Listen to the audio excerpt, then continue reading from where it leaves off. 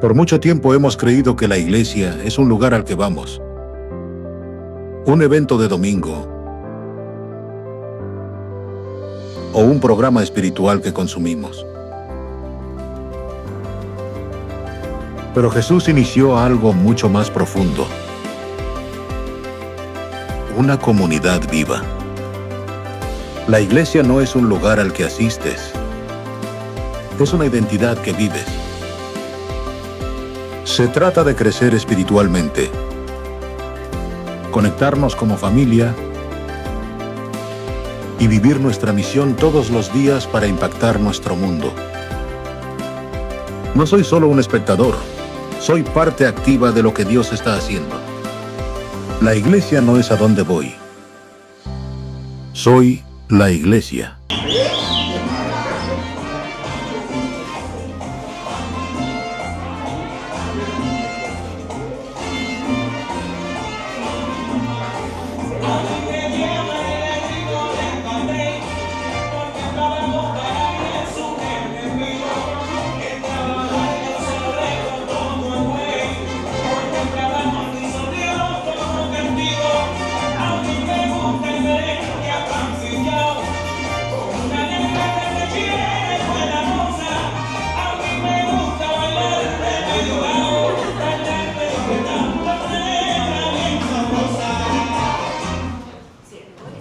Fue abrupto el corte de... Era intencional la canción. ¿Quién recuerda esa canción? En Venezuela decimos, si alguien levanta la mano, en Venezuela decimos que se le cae la cédula. ¿Aquí se entiende? Sí, tira la cédula para el piso así. ¡Pah! Bueno, básicamente porque pues la cédula dice el año en que nacimos. Entonces decimos en Venezuela, se le cayó la cédula. Pero bueno, esta es una canción que le gusta mucho a la abuela de mi esposa y es sabrosa, ¿verdad? Tuvieron la oportunidad de escuchar un poquito la letra, la primera estrofa, ¿sí? Dice que le llaman el negrito del batey, ¿sí? El negrito del batey. La canción es de Alberto Beltrán, no sé cuántos años tiene esta canción, honestamente, pero dice que el trabajo para él es un enemigo. El trabajo para él es un enemigo, él se lo deja todo al buey, el trabajo se lo deja todo al buey porque el trabajo lo hizo Dios como castigo. Luego, en el estribillo de la canción más adelante dice, y di tú si no es verdad, merengue mucho mejor, porque eso de trabajar a mí me causa dolor. Sí. Oye, esta canción refleja mucho de la cultura latinoamericana. O sea, sí la habían escuchado, ¿verdad? Sí la habían escuchado, ok. Sí. Mucho de la cultura latinoamericana en donde el trabajo es considerado pues una maldición y un castigo, una carga, un peso, algo que uno no quiere llevar. Y yo creo que eso es cierto en muchos sentidos, más de lo que nos gusta admitir, ¿verdad? Uno está algunas veces muy ansioso porque llega el viernes y uno no se le hace algunas veces la semana demasiado larga, ¿no? Porque la verdadera vida pareciera que uno la vive es el fin de semana, ¿no? La verdadera vida ocurre en las vacaciones o en tal caso cuando terminemos este trabajo, este suplicio, cuando nos jubilemos. Entonces, bueno, esto es en relación al tema, al título de la reflexión de hoy, que es trabajo, de la obligación a la misión. Y mi propuesta para esta mañana es que básicamente el negrito del batey está equivocado. Esa es mi propuesta. El trabajo no lo hizo Dios como castigo. Lo que tú haces en tu jornada laboral, lo que haces en tus labores diarias, cotidianas, no es una pena que pagas, sino que puede ser literalmente una forma de adorar a Dios y una parte fundamental de lo que Dios está haciendo en el mundo. Y bueno, aquí es donde está el meollo del asunto. ¿Sí? Ya el título de la reflexión comunica muchísimo, ¿verdad? De la obligación a la misión. Y yo creo que en este momento es importante que recordemos que no es lo mismo decir estas son las cosas que yo tengo que hacer a decir estas son las cosas que yo quiero hacer. Hay una diferencia y una distancia enorme. No sé si les ha ocurrido como cristianos que de pronto dicen, oye, mira, fulanito desde que se metió a cristiano, pues está yendo todos los domingos a la iglesia, no, debe ser que lo obligan, le lavaron el cerebro. Hay un montón de cosas. Y yo creo que en la cultura popular existe esa percepción, ¿no? De que para hacerse cristiano, de pronto, pues hay que aceptar una lista de tareas, una lista de cosas que le toca a uno hacer o le toca a uno cambiar.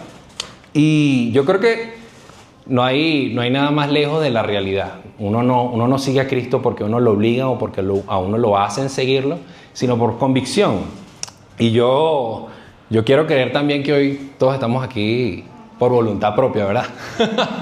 A nadie lo han obligado. ¿A quién lo obligaron? Por favor, los adolescentes. Si hay un adolescente aquí, no diga nada. Pero bueno, una de las cosas que yo quiero resaltar aquí es lo siguiente. La obligación, cuando algo se hace por obligación, eso te motiva desde afuera, ¿sí? Pero la misión nos impulsa desde adentro. Y la gran diferencia es que cuando llegan los momentos difíciles, cuando la cosa se pone color de hormiga, la obligación no nos da la suficiente fuerza para seguir perseverando. Pero cuando esos momentos llegan y lo que hay es una misión, eso nos ayuda a seguir adelante y a ser persistentes, ¿sí? Entonces, bueno, hoy quiero la propuesta del día de hoy es ese movimiento, ¿no? Desde la obligación hacia la misión. Y para que básicamente nuestro trabajo y nuestra labor diaria se convierta en esa misión que abrazamos voluntariamente, como decía la canción, los que llegaron un poquito más tempranito, o una canción que hemos escuchado bastante aquí en Vida Bogotá, que es que somos parte de algo más grande, ¿verdad? Dice la canción, ¿sí la han escuchado? Entonces, para que nosotros veamos o conectemos nuestra labor diaria, cotidiana, ordinaria, con formar parte de algo más grande, es importante que entonces nos vayamos al principio, ¿sí? Para el principio literalmente.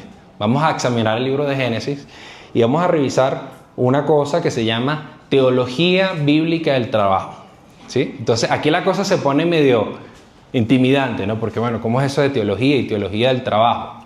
Entonces, bueno, para examinar un poquito el concepto de lo que significa la teología bíblica del trabajo, a mí me gustaría que habláramos de otro concepto que de pronto puede que estemos más familiarizados con él, que es el de la psicología, ¿sí? Hoy la psicología nadie la discute, ¿sí? No importa, digamos, si yo estoy peleado con la psicología, ¿sí? Si yo digo que la psicología es una pérdida de tiempo, que el que va a hacer terapia está loco, ¿sí? Yo no estoy loco, por lo tanto no voy a terapia, pero eso no niega la existencia de la psicología. La psicología, por definición, es básicamente la manera en la que opera nuestra mente, la manera en la que pensamos, la manera en la que sentimos, y eso afecta absolutamente toda nuestra vida. Yo no tengo que ser psicólogo para tener una psicología, ¿sí? La tengo, sea consciente de la psicología o no, y eso afecta toda mi vida, todo mi ser. Y lo mismo ocurre con la teología. Yo puedo ser ateo y yo puedo creer que Dios no existe. Y ojo, ¿sí? El ser ateo también es una creencia, ¿no? Porque, por lo menos desde el punto de vista científico, no se puede probar científicamente que Dios existe, pero tampoco se puede probar científicamente que Dios no existe. Por lo tanto, si yo creo que Dios no existe, también necesito fe, ¿sí? Necesito tal vez tanta fe o más que un cristiano. Pero tú puedes ser ateo e igual, esa es una teología. Porque el ateísmo del ateo afecta su manera de vivir. Él vive como si Dios no existiera. Yo puedo estar de espaldas a Dios, yo puedo odiar a Dios, y aún así eso es una teología y afecta mi vida entera. Y en lo que tiene que ver con el trabajo, y a mí me parece bien interesante que hayamos conversado la semana pasada acerca de cosmovisión, de que básicamente cómo vemos el mundo, cómo nos vemos a nosotros mismos, cómo interpretamos nuestra vida, afecta cómo vivimos. En nuestro trabajo, relacionado a nuestro trabajo, nuestro trabajo expresa nuestra teología, ¿sí? Si yo creo que Dios no tiene nada que ver con mi trabajo, que cuando yo estoy en la oficina Dios no está ahí, esa es una teología del trabajo. Si yo creo que mi labor solo sirve para pagar las cuentas y no tiene nada que ver con la obra de Dios, eso también es una teología del trabajo. Recuerden, y creo que esto se me pasó, la teología, así como la psicología expresa la manera de pensar, la manera de sentir, la teología son las ideas que tenemos acerca de Dios, ¿sí? Es cómo entendemos a Dios y eso afecta a todo lo demás.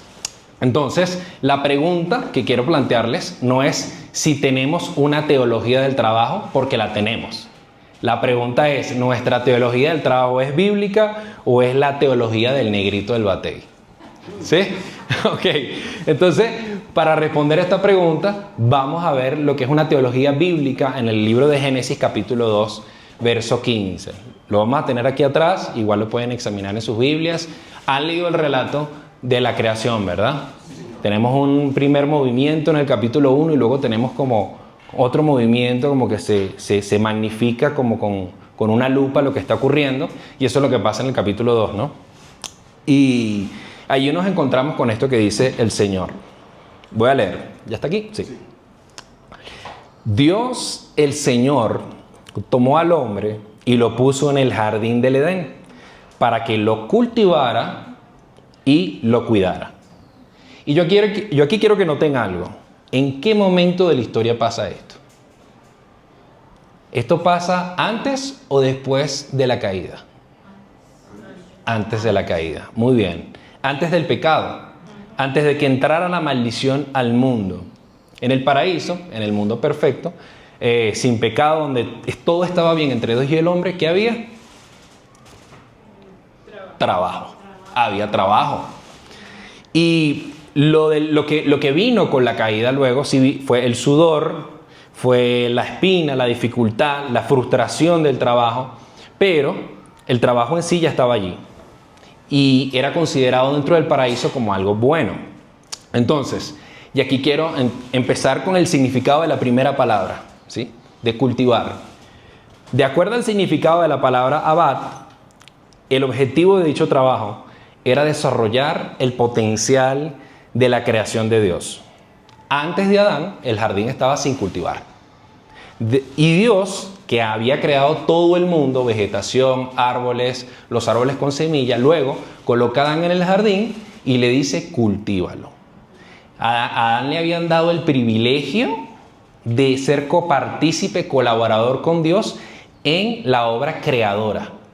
No sé si lo ven. Dios creó con el poder de su palabra toda la vegetación y todos los árboles, pero ahora Adán, con la fuerza de sus manos, iba a seguir creando, iba a seguir cultivando otra vegetación y multiplicándola y llenando la tierra. Y esto es tremendo, ¿sí? Porque, bueno, ahora vamos a añadirle a esto, ¿no?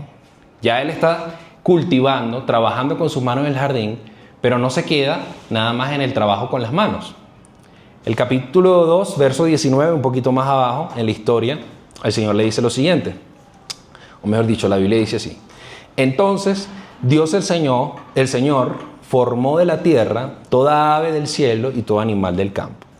Se los llevó al hombre para ver qué nombre les pondría. El hombre puso nombre a todos los seres vivos y con ese se les conoce. Con ese nombre se les conoce. Entonces, el desarrollo de la tierra hasta el verso 15 se había quedado en el trabajo con las manos.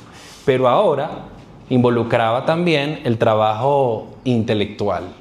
El trabajo no nada más era material, el trabajo ahora era inmaterial, era conceptual, era invisible. ¿Qué necesitaba Adán para seguir cultivando y obedeciendo el llamado de Dios? Bueno, necesitaba imaginación, necesitaba lógica, necesitaba razón, necesitaba lenguaje, necesitaba creatividad, ¿sí? Entonces ya estamos viendo las dos dimensiones, ¿sí?, de la labor y del trabajo de Adán asignados en este momento.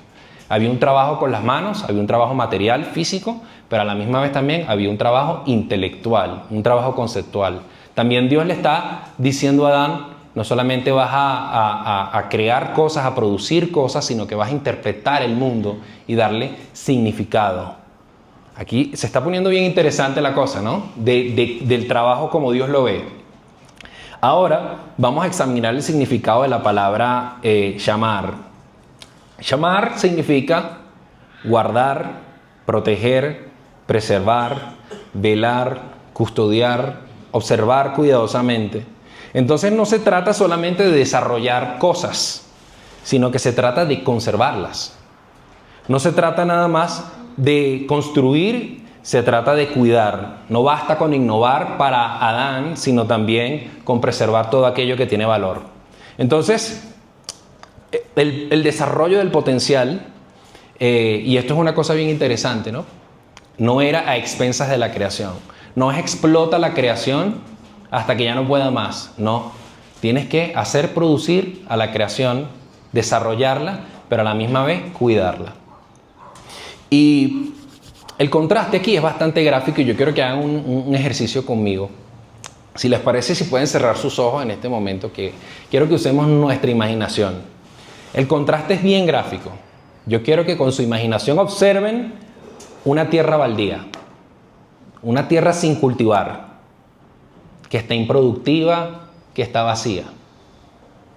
Ahora observen ese mismo jardín, pero bien cultivado.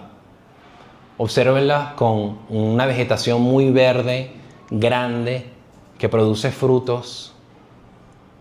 ¿Cómo se ve eso? ¿Se ve bonito? Se ve bello. El jardín es hermoso. Pueden abrir sus ojos. ¿Sí? Es interesante porque no se limita simplemente al trabajo, por decirlo así, material. Luego estábamos hablando del intelectual, sino además está un trabajo que produce una estética. ¿Sí? El trabajo, en lo que produce el trabajo y las formas del trabajo en Dios es hermoso. Esto se está poniendo bien chévere. Y yo quiero que además ya tenemos estas esferas, estos aspectos del trabajo bíblico. Ahora vamos a añadirle uno más. Y es otro significado que recibe la palabra abad. Más adelante, la palabra abad es traducida como servicio y es traducida como ministerio. Mira que la cosa se pone bien chévere. ¿Por qué? Viene Moisés a hablar con el faraón de Egipto, conocemos la historia, y él le quiere pedir al faraón que deje ir a su pueblo.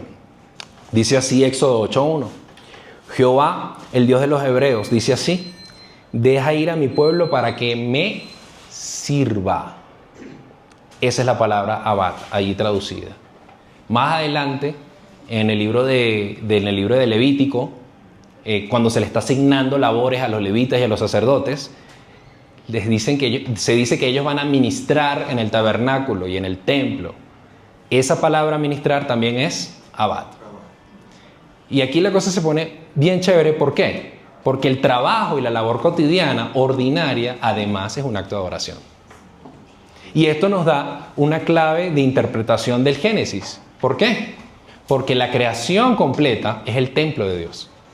La creación completa es el lugar de adoración de Dios.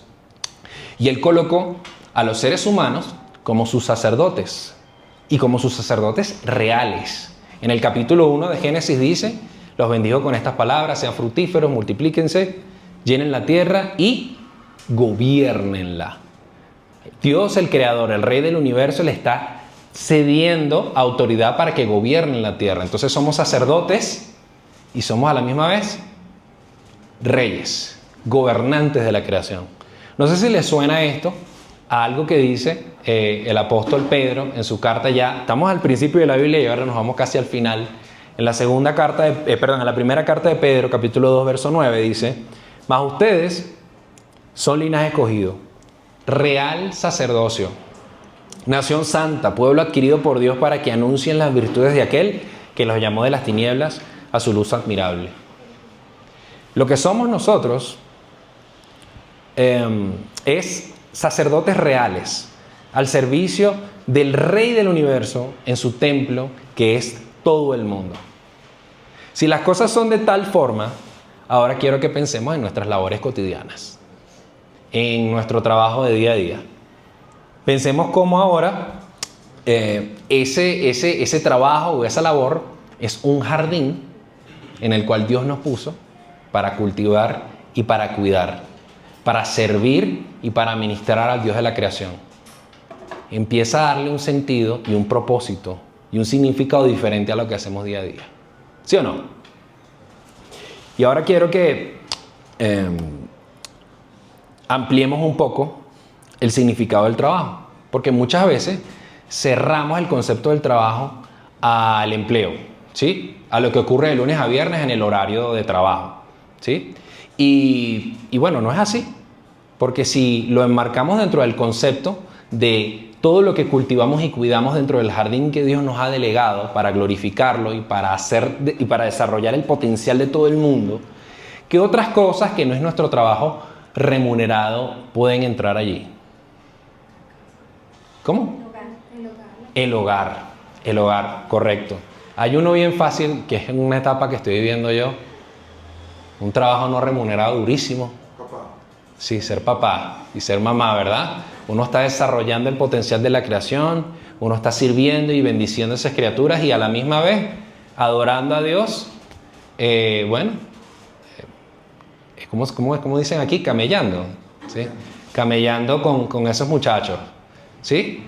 Pero allí estamos también, de acuerdo al concepto de lo que significa el trabajo bíblicamente, estamos trabajando. Y estamos trabajando en adoración a Dios. Ahora sí, el asunto, y yo creo que la parte complicada es que nuestra labor diaria, lo que hacemos cotidianamente, algunas veces se pone repetitivo, ¿verdad? Y se pone aburrido, y se pone que no vemos los resultados, ¿verdad? El impacto de lo que hacemos no es visible, pareciera que no importara lo que estamos haciendo. Y allí esa sensación es la que algunas veces hace que sea difícil conectar eso que hacemos día a día con esta gran misión de la cual estamos hablando hasta este momento, ¿verdad? Entonces, si fracasamos en hacer la conexión, entonces nuestro trabajo empieza a como a perder valor, ¿sí? Y no le damos el significado que verdaderamente tiene. Para esto yo quisiera también revisar otra acepción de la palabra cultivar, ¿sí? De la palabra abad, que es traducida aquí. La palabra cultivar está estrechamente relacionada con cultura y está estrechamente relacionada con culto. Son tres palabras que tienen una misma raíz. Y había un teólogo que se llama Henry Van Til que dice lo siguiente: la cultura es la religión externalizada. ¿Por qué dice esto este teólogo? Pues básicamente dice esto porque dependiendo de aquella cosa a la que tú le rindas culto, ¿sí? Eso va a moldear tu cultura. Lo que adore una nación, eso se va a hacer reflejado en su cultura.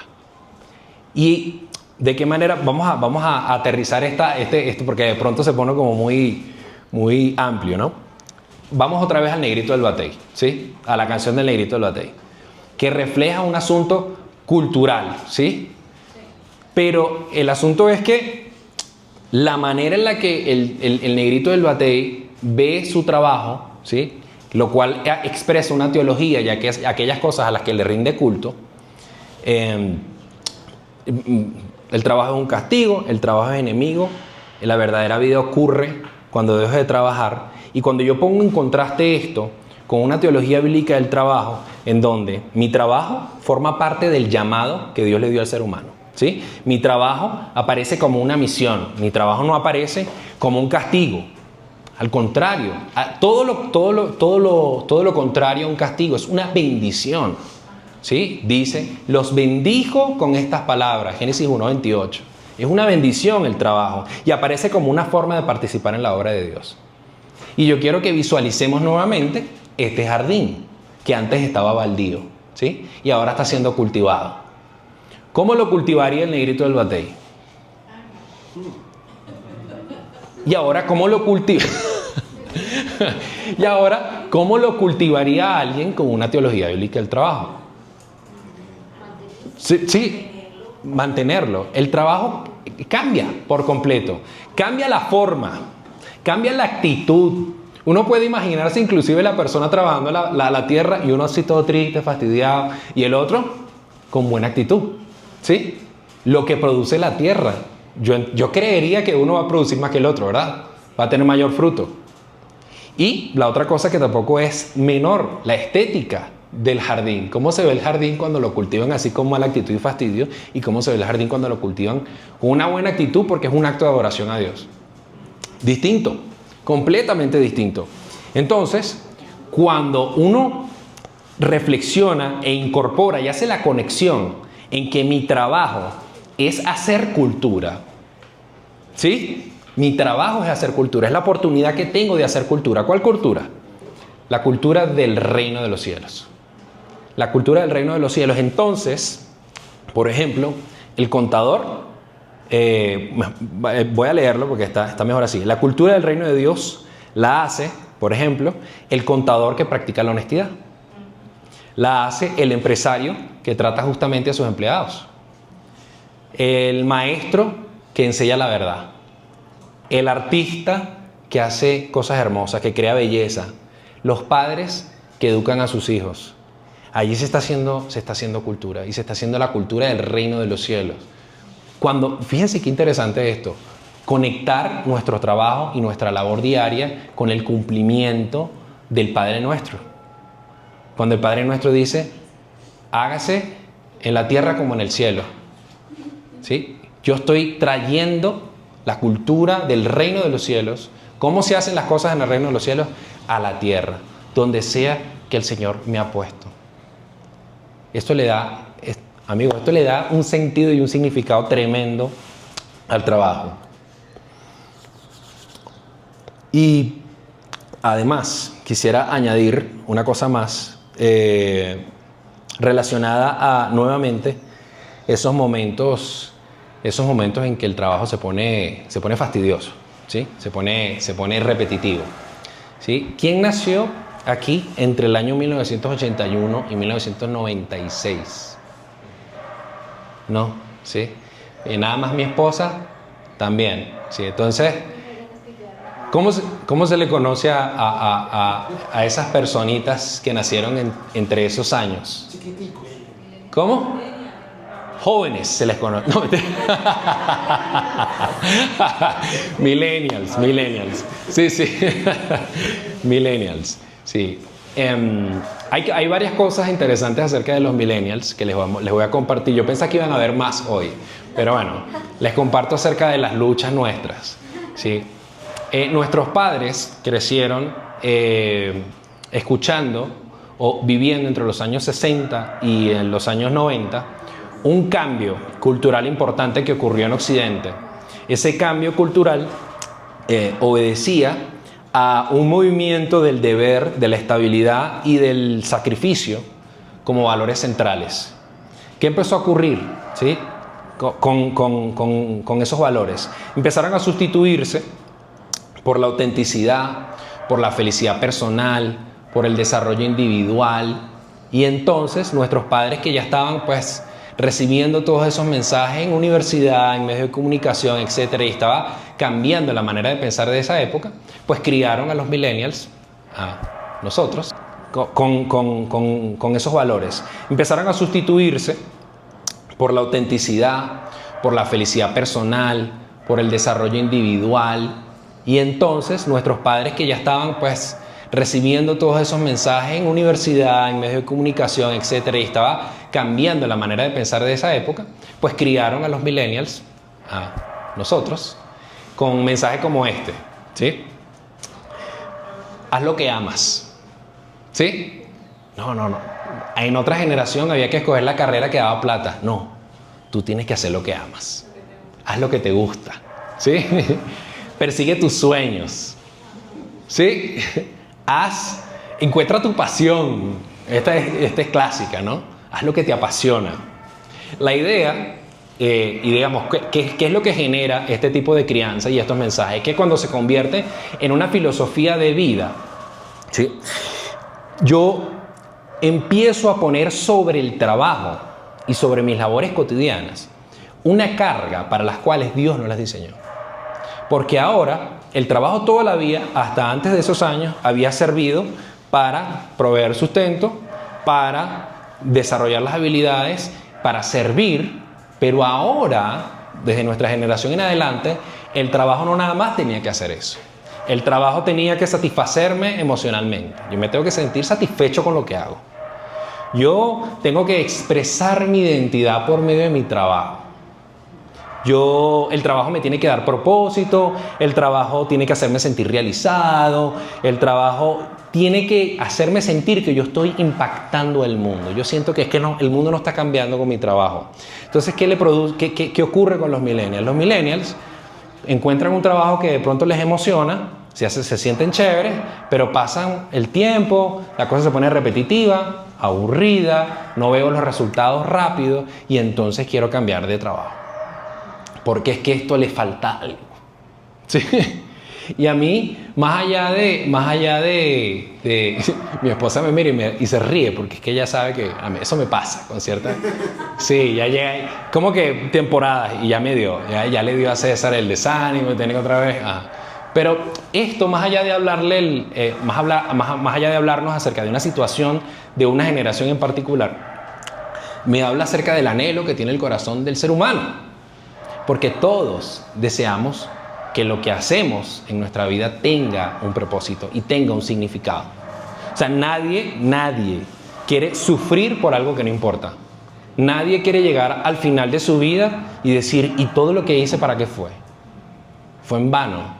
Nadie quiere llegar a ese momento de crisis. Y es ahí donde el Evangelio de Jesucristo nos da algo completamente distinto, que es lo que hemos venido explicando hasta ahora. Porque las ideologías políticas prometen propósito. El activismo social promete propósito. Una carrera profesional promete propósito. Sin embargo, todas ellas se quedan cortas. Se quedan cortas para satisfacer el anhelo del corazón humano de conectar su vida y lo que hace con algo más grande que verdaderamente sirva. Y cuando yo conecto esto con lo que Dios verdaderamente hace con nosotros cuando nos llama, porque Él no nada más nos salva, y esto es un concepto bien interesante, no nada más te salva, Él además te llama, y te llama para que hagas algo, te llama porque tus características, tus recursos, y yo los quiero llamar hoy como el jardín que Dios te dio, ¿sí? ¿Cuál es ese jardín que Dios les ha dado? Que Dios nos ha dado a todos. Nos ha dado recursos. Dios nos hizo nacer en una generación, nos hizo nacer en un momento histórico de la humanidad. Nos dio oportunidades, nos dio relaciones, nos dio talentos, una familia que nos crió. ¿Cómo? Nos ha dado vida, ¿sí? Nos ha dado también la capacidad de ser de influencia en una esfera en la que nadie más puede ser influencia. ¿Por qué? Porque no hay otra persona igual a ti. Porque lo que tú tienes, lo que Dios te ha dado, juega dentro del plan de Dios de redención de toda la humanidad un rol que no puede ocupar nadie más. Esto es lo que nos da el Evangelio de Jesucristo. Y entonces es allí cuando, sí, no vamos a negar que en algunos momentos el trabajo se pone complicado, se pone difícil, hay momentos duros, pero cuando yo por dentro puedo conectar mi trabajo con la gran misión de Dios en el mundo, entonces puedo tener una actitud diferente y puedo desplazarme al ver el trabajo como una carga y empezarla a ver como la misión que Dios está haciendo en el mundo. Yo quisiera finalizar pues cambiando un poquito la pregunta que hicimos al principio. Me disculpan, por favor. Hablamos acerca de que la pregunta no es si tengo una teología del trabajo, porque la tenemos. La pregunta es si mi teología es bíblica o es la del negrito del batey. Ahora, si nos ubicamos con la teología bíblica, nos quedamos en la teología bíblica, ¿nuestro trabajo tiene propósito? Por supuesto que sí. ¿Tiene un sentido? Claro que sí.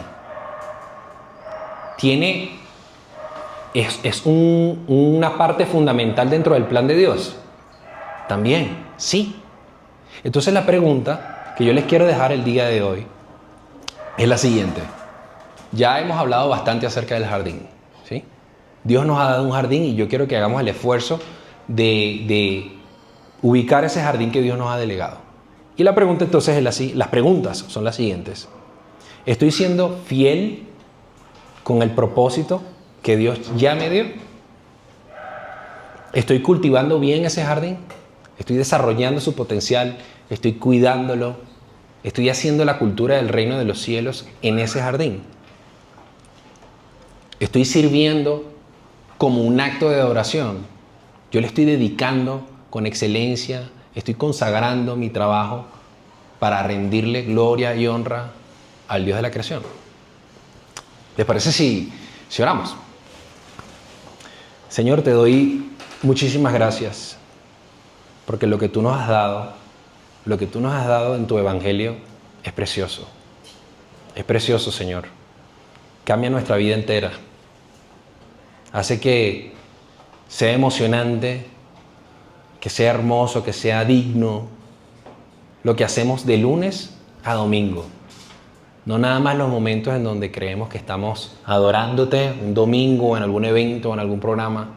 No, Señor. Porque ya nos has llamado, ya nos has hecho formar parte de tu iglesia, nos has integrado dentro de esta familia y nos has integrado dentro de este plan maravilloso que estás desplegando en la ciudad de Bogotá y que estás desplegando en esta nación, en Colombia, y nos estás usando a nosotros, Señor. Gracias por semejante privilegio. Ayúdanos a honrarte, Señor. Danos la gracia, danos del fruto de tu Espíritu, Señor, para que donde sea que nos hayas colocado, con aquellas cosas que nos has delegado, podamos bendecirte, Señor. Vamos a darte toda la gloria que te mereces. En el nombre de Jesús. Amén.